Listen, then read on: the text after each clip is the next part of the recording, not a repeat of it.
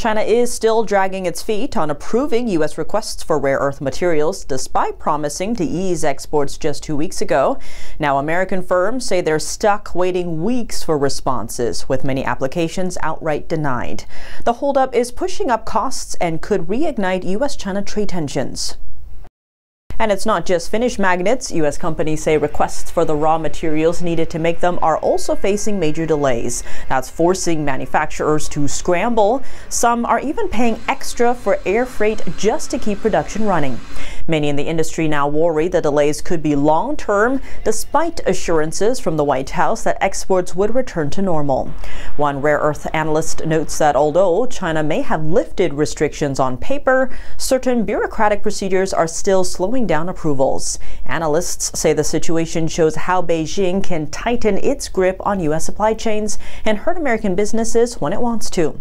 China produces 90% of the world's strongest rare earth magnets used in EVs and fighter jets. In May, exports of those magnets to the U.S. fell by 93% compared to last year. Washington accuses China of stalling export licenses, but Beijing claims it's simply trying to keep the materials out of military hands.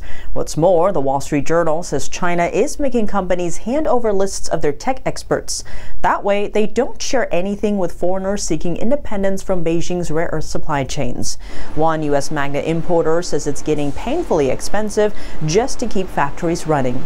If the current pace continues, American manufacturers may face increasing pressure in the months ahead. Despite the challenges with China over rare earths, the U.S. might finally have a chance to bring some refining back home.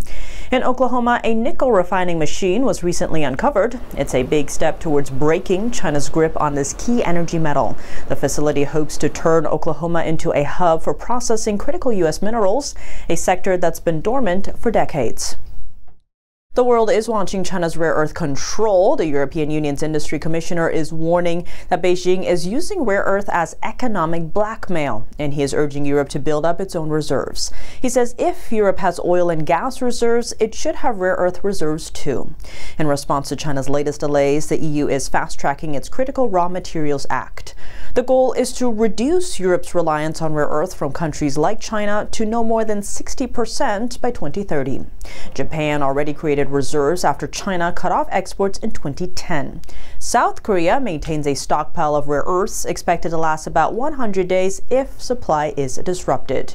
And Australia plans to build its own rare earth supply chain.